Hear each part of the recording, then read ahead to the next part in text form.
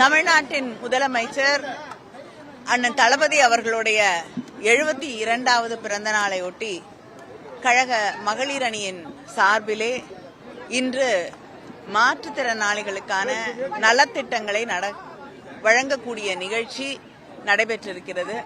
நம்முடைய முதலமைச்சர் அவர்கள் தன்னுடைய பிறந்த நாள் பரிசாக மாற்றுத்திறனாளிகள் நீண்ட நாள் கோரிக்கையாக இருக்கக்கூடிய அரசியல் அதிகாரத்திலே தங்களுக்கும் ஒரு பங்கு வேண்டும் என்ற அந்த கோரிக்கையை மனதிலே ஏற்று மிக முக்கியமாக நேற்று நடந்த நிகழ்விலே அவர்கள் மாற்றுத்திறனாளிகளுக்கு உள்ளாட்சிகளில் ஒரு இடஒதுக்கீடு உருவாக்கப்பட்டு அவர்களுக்கு பங்களிக்கப்படும் என்ற மிக முக்கியமான ஒரு அறிவிப்பை வழங்கி இருக்கிறார்கள்.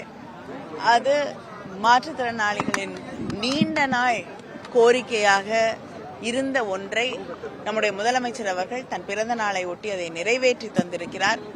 அவருக்கு என்னுடைய நன்றியை இந்த நேரத்திலே நான் தெரிவித்துக் கொள்கிறேன்.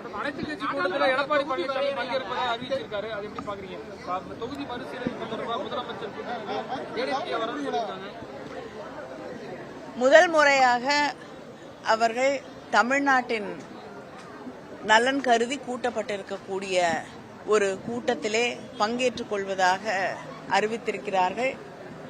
தமிழ்நாட்டில் இருக்கக்கூடிய அத்தனை பேரும் இணைந்து இதற்காக குரல் கொடுக்க வேண்டும் என்பதுதான் நம்முடைய முதலமைச்சர் அவர்களுடைய கோரிக்கையாக இருந்தது. அப்படி அனைத்து கட்சிகளும் ஒருங்கிணைந்து ஒருமித்த குரலிலே நம்முடைய உரிமைகளுக்காக போராடுவது என்பது நிச்சயமாக வரவேற்கத்தக்கது. மகிழ்ச்சி.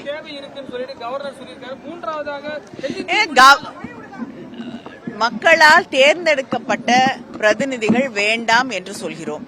தமிழ்நாட்டிலே பிஜேபி தவிர்த்து எல்லா கட்சிகளும் புதிய கல்விக் கொள்கை தேவையில்லை, அவசியமில்லை, அதிலே சில விஷயங்களை ஏற்றுக்கொள்ளலாம், ஆனால் மும்மொழி கொள்கை போன்ற விஷயங்களை தமிழ்நாடு ஏற்றுக்கொள்ளாது என்பதை தெளிவாக சொல்லியிருக்கிறார்கள். அப்படிப்பட்ட ஒரு சூழலிலே ஆளுநருக்கு இதில் பேச வேண்டிய அவசியம் இல்லை.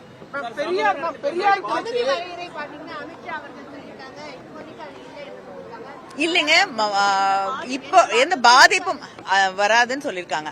அதான் நான் சொல்றேன். இப்ப முதலமைச்சர் கேட்டிருக்கக்கூடிய கேள்வி, 39 பிரதிநிதிகள் தமிழ்நாட்டிலிருந்து இன்னைக்கு மக்களவையிலே இருக்கிறோம், அது குறைக்கப்படாது என்று சொல்ல வருகிறாரா? இல்லை என்றால் மற்ற மாநிலங்களுக்கு ஏற்றப்படும், அதிகரிக்கப்படும். மக்கள் தொகை கணக்கெடுப்பின் அடிப்படையிலே பார்த்தோம் என்றால் தமிழ்நாட்டுக்கு இதே எண்கள் இருந்தாலும் யூபி, பீகார், ராஜஸ்தான், மத்திய பிரதேஷ் போன்ற மாநிலங்களுக்கு அது அதிகரிக்கப்படுமா? அது நிச்சயமாக தமிழ்நாட்டை, தென் மாநிலங்களை பாதிக்கும். அதனால நிறைய கேள்விகள் இருக்கு, நிறைய சர்ச்சைகள் இருக்கு. அதை தெளிவுபடுத்த வேண்டும் என்பதுதான் நம்முடைய முதலமைச்சர் அவர்களுடைய கோரிக்கையாக இருக்கிறது. அதே நேரத்தில் அவர்களுடைய பிறந்த நாள் செய்தியாகவும் அதுதான் இருக்கிறது.